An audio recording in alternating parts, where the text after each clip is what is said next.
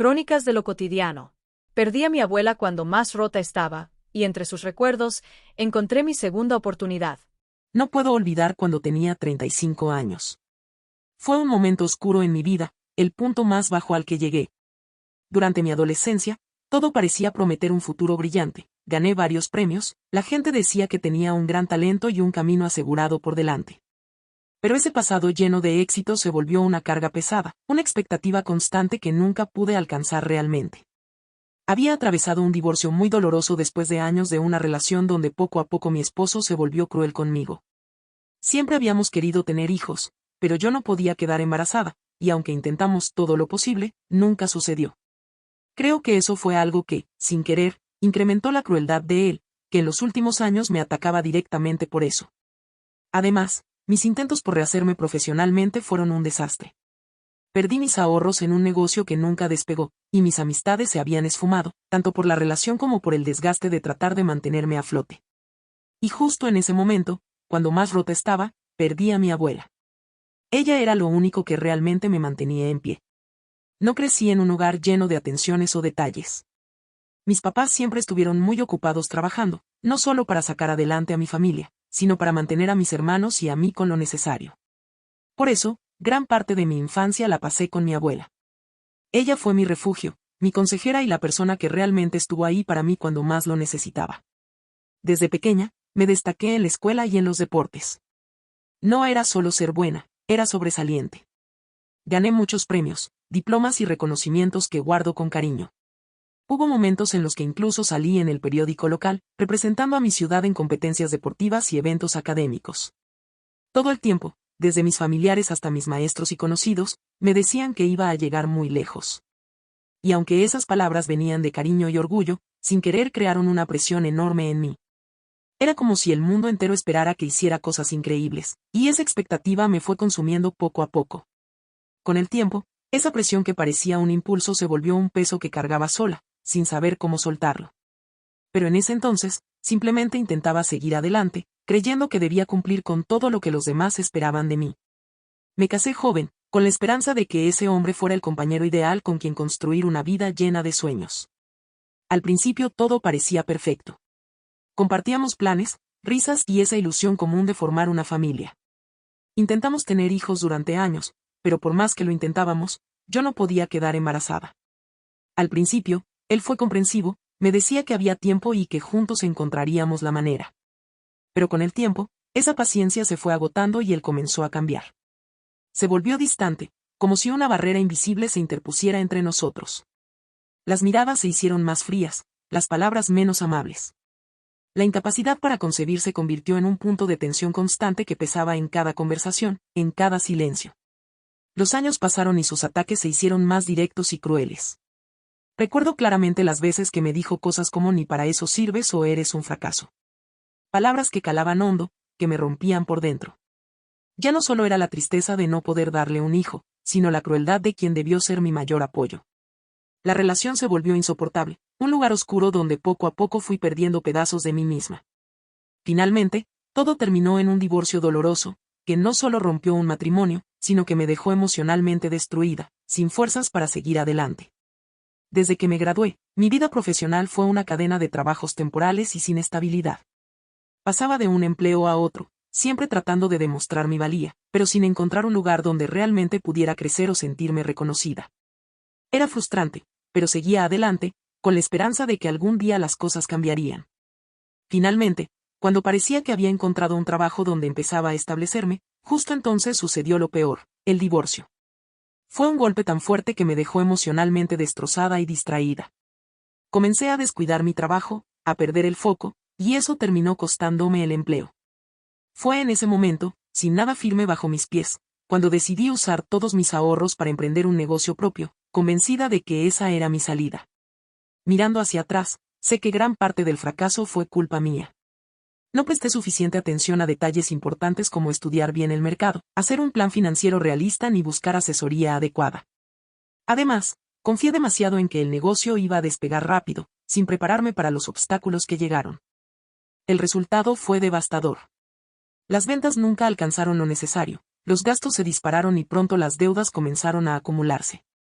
Al final, me quedé sin dinero, sin rumbo y con la autoestima completamente por los suelos. Mi relación de pareja, poco a poco, me fue alejando de mis amistades. Al principio no me di cuenta, pero con el tiempo, ese distanciamiento se volvió más evidente. Además, estaba tan enfocada en demostrar que podía salir adelante, en probarme a mí misma que era fuerte, que descuidé las relaciones que realmente importaban. Me divorcié cuando tenía 34 años. Fue un proceso doloroso, pero pensé que podría empezar a sanar después de eso. Sin embargo, poco más de un año después, me enteré por conocidos en común que mi exesposo ya tenía una nueva relación y que incluso tenían un hijo recién nacido. Esa noticia me hundió aún más.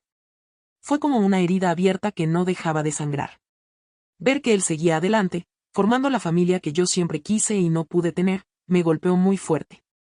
Me sentí más sola y perdida que nunca. Después de enterarme de lo de mi exesposo, sentí que algo dentro de mí se rompía definitivamente. No era solo celos o tristeza, era una sensación de derrota total, como si todos mis esfuerzos, todo lo que había soportado, no hubieran valido de nada. No podía evitar compararme, preguntarme por qué a mí no me había funcionado nada, por qué yo no merecía una segunda oportunidad como la suya. Empecé a aislarme más, a evitar a la gente, a encerrarme en mí misma. Cuando finalmente toqué fondo, ya no tenía amigos ni una red de apoyo emocional. Me sentía completamente sola. La única persona que nunca me abandonó fue mi abuela. Ella fue mi roca, la única ancla que me mantenía a flote cuando todo parecía derrumbarse a mi alrededor. Mi abuela falleció cuando yo tenía 35 años. Fue por causas naturales, nada repentino ni trágico en términos médicos, pero para mí, su muerte fue el golpe más duro que recibí en toda mi vida. Ella era lo único que me quedaba, el último lazo real con el cariño incondicional, con esa sensación de ser amada sin necesidad de demostrar nada. Durante años, había sido mi refugio silencioso. No era de hablar mucho, pero con una mirada o un abrazo me hacía sentir vista, cuidada. Incluso cuando yo no sabía cómo explicarle por lo que estaba pasando, ella encontraba la forma de hacerme saber que estaba ahí para mí. Que no necesitaba estar bien todo el tiempo. Solo estar. Cuando murió, sentí que me quedaba verdaderamente sola. No solo en el sentido físico, sino en el emocional. Era como si el mundo hubiera apagado su última luz cálida y me dejara a oscuras. Me dejó como herencia su casa, esa en la que crecí prácticamente, entre su voz suave y sus manos arrugadas que sabían curar todo. Durante días no quise ni pisarla. Pero después de un tiempo, supe que tenía que hacerme cargo de sus cosas. Así que comencé a limpiar cada rincón. Fue una tarea lenta, casi dolorosa, porque cada objeto tenía algo de ella, su aroma, sus rutinas, sus recuerdos. Y fue ahí, en una de las gavetas del mueble de su cuarto, donde encontré un libro grande de pasta dura, con una tela desgastada y esquinas dobladas. Lo abrí, sin saber qué era, y lo que encontré me sorprendió, de alguna manera, también me sostuvo. Era un libro de recortes. Mi abuela lo había hecho para mí, durante años. Estaban ahí mis fotos de la primaria, recortes de periódicos donde aparecí cuando gané concursos, frases escritas con su letra, pequeñas notas que hablaban de lo orgullosa que estaba de mí. Había cosas que yo ni siquiera recordaba haber logrado. Pero ella las había guardado todas. Como si hubiese sabido que un día yo necesitaría recordar quién fui. Pasé horas sentada en el suelo, con el libro en las piernas, leyendo, llorando, sonriendo con tristeza. Creí que ya había visto todo lo que ese libro tenía para ofrecerme, pero lo que realmente me rompió, fueron las últimas páginas. Ahí, entre las hojas un poco sueltas, encontré fotos más actuales, pequeños momentos de los últimos años que ni yo misma recordaba con claridad. Algunas eran de mis cumpleaños recientes, otras tomadas en reuniones familiares donde yo, aunque físicamente estaba, emocionalmente me sentía ausente. Y justo ahí, al final, en la foto de mi cumpleaños número 35, que había sido apenas unos meses antes de su fallecimiento, encontré algo que me paralizó. Era una carta escrita a mano, cuidadosamente doblada y pegada con cinta en la página. El sobre decía simplemente, para ti, mi niña. Al abrirla, me temblaban las manos. Era como si su voz se asomara una vez más, hablándome desde otro lugar. En esa carta, mi abuela se despedía de mí. Como si supiera que no estaría mucho tiempo más en este mundo. No era una despedida triste, al contrario, era cálida, profunda, llena de amor. Me decía cuánto me quería, cuánto me había admirado siempre. Y lo que más me conmovió fue leer cómo, a pesar de que yo intentaba esconder mi dolor, ella había notado cada una de mis heridas. Hablaba del peso de las expectativas que cargué desde niña, del dolor del divorcio, de la tristeza silenciosa que me dejó no haber podido tener hijos. Me decía que había visto mi esfuerzo por levantarme cada día a pesar de todo, y que eso también era una forma de valentía. Terminaba la carta con una frase que se me quedó grabada para siempre. Nunca es tarde para empezar de nuevo. A veces, lo que más necesitas ya vive dentro de ti. Solo tienes que recordarlo. Esa noche, lloré como hacía mucho no lo hacía. Pero, por primera vez, no fue desde el vacío, fue desde el amor. Desde la posibilidad de que quizás, no todo estaba perdido. Pasé días enteros sola en su casa, ahora mi casa. Al principio no hacía mucho más que existir. Dormía mucho, o a veces nada. Comía poco, sin ganas. Me sentaba en el sillón donde ella solía tejer, y dejaba que el tiempo pasara. Me sentía como suspendida, como si todo estuviera en pausa. Poco a poco, sin darme cuenta, comencé a moverme. Un día me levanté temprano y salí al jardín. Las plantas estaban llenas de hojas secas. Saqué una escoba vieja y empecé a barrer. Otro día cociné algo más que café instantáneo. Luego arreglé una lámpara que parpadeaba desde hacía semanas. Cosas pequeñas. Sin plan. Sin expectativas. Solo seguir, haciendo. El libro de recortes se volvió mi refugio. Lo sacaba cada tarde y lo leía como si fuera un manual de vida. Me detenía en cada página, en cada frase escrita a mano, en cada foto pegada con cinta. Era como si mi abuela me estuviera guiando desde donde estuviera, diciéndome que no me olvidara de quién fui, y quién todavía podía ser. En medio de ese proceso, empecé a abrir los cajones, a revisar cajas que no había tocado en años. Encontré cartas, fotos viejas, cosas de mi infancia, incluso recuerdos de mi exesposo que aún estaban ahí. Al principio me dolió ver todo eso, pero con el tiempo, fui tomando la decisión de soltar. No fue fácil, pero cada vez que tiraba algo, cada vez que dejaba ir un recuerdo, era como liberar una piedra del saco que llevaba cargando.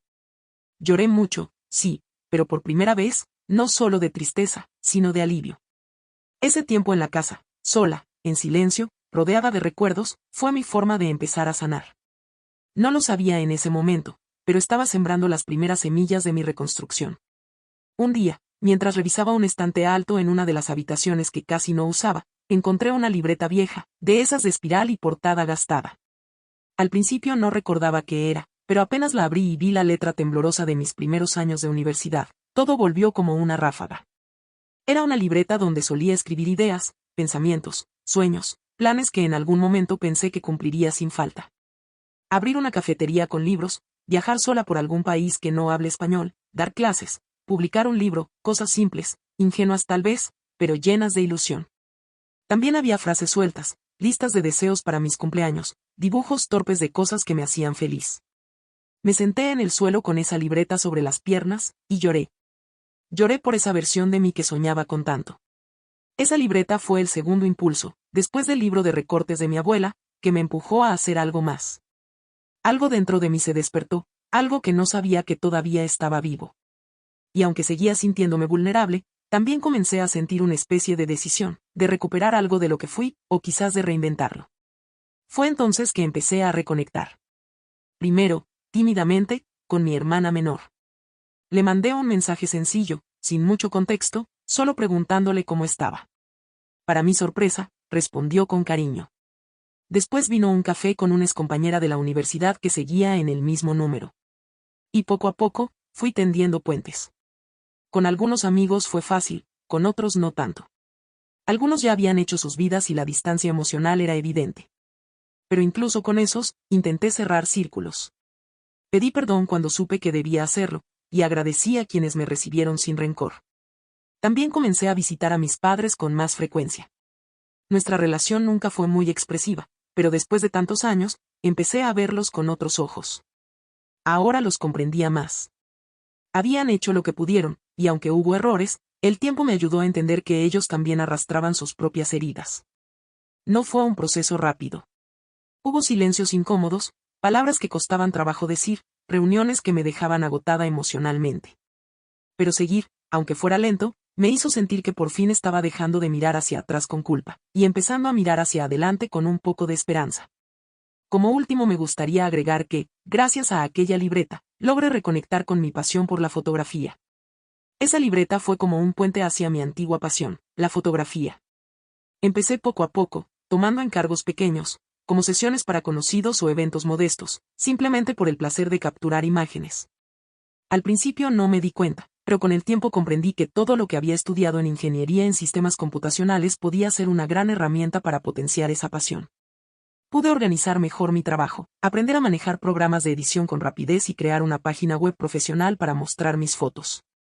Incluso desarrollé sistemas para gestionar mis citas y clientes, haciendo mi trabajo mucho más eficiente. Así, lo que comenzó como un simple pasatiempo se fue convirtiendo en algo más sólido, un empleo que realmente me apasionaba y que me daba esperanza para el futuro. Poco a poco, esa combinación de técnica y creatividad me permitió abrir un nuevo capítulo en mi vida, uno donde finalmente me sentía capaz de avanzar.